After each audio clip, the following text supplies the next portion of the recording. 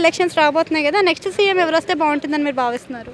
నేనైతే TDP government వస్తుంది అని అనుకుంటున్నాను. వాళ్ళు వస్తే కూడా బాగుంటుందని నేను అనుకుంటున్నాను. ఓకే, సో నెక్స్ట్ సీఎం ఒకవేళ మళ్ళీ చంద్రబాబు నాయుడే వస్తే మరి రాజధాని నిర్మాణం ఎలా ఉంటుంది?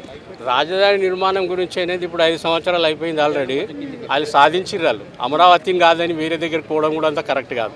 ఒక రాజధాని అనుకున్నప్పుడు మనం అంతా మేనిఫెస్టోలో పెట్టుకొని చేసి ఇది కాదు మాకు వైజాగ్, అది కాదు మాకు కర్నూలు అనడం ఎంతవరకు కరెక్ట్ అండి? ఇక్కడ పోతుంది అక్కడ పోతుంది, 2 జడ రామన కథ అంటారు మా తెలంగాణలో అవుతుంది. అది 100%. అమరావతి అనేది రాజధానిగా ఉంటేనే పూర్వకాలం రాజులు వెళ్ళినటువంటి రాజ్యం అది. అమరావతి అనేది రాజులది.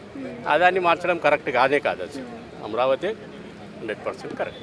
సో ఇప్పుడు మరి ఉద్యోగ అవకాశాలు కూడా కలిగే అవకాశం ఉందా మరి అక్కడ? 100% చంద్రబాబు నాయుడు వస్తే వస్తుందండి.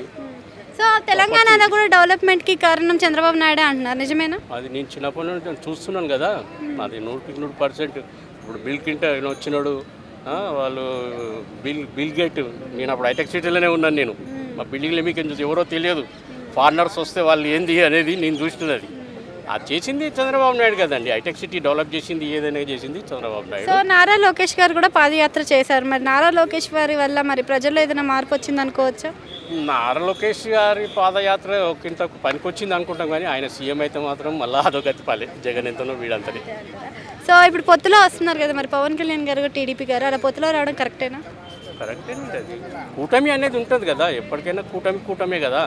ఇప్పుడు ఓడలు బండ్లు ఓడలు అని అంటారు, అదే కదా. ఇప్పుడు ఇద్దరు కలిస్తే పిడికిలు బిగిస్తే గట్టిగా అయిపోతుంది. ఇంకా 3వ పార్టీ బీజేపీలో కూడా వచ్చిందంటే ఇంకా స్ట్రాంగ్ అది లోపల నడుస్తున్నది. అది సో ఇప్పుడు వాళ్ళిద్దరు కలవడం వల్ల మరి పవన్ కళ్యాణ్ గారికి ఏదైనా పదవి ఇచ్చే అవకాశం ఉందనుకోవచ్చు? 100% ఉంటుందండి. పవన్ కళ్యాణ్కి ఇవ్వకపోవడం ఏంటంటే, పవన్ కళ్యాణ్కి ఇవ్వకపోవడం అనేది ఉంటుంది. సో జగన్కే వై నాట్ 175 అంటున్నాడు. మరి 175కి 175 వచ్చే అవకాశం ఉంది జగన్ సీట్స్ ఎక్కడ వస్తాయండి ఆయనకు? ఇప్పుడు కేసీఆర్ గతి ఏదో ఉందో సేమ్ అది రాసుకోండి మీరు.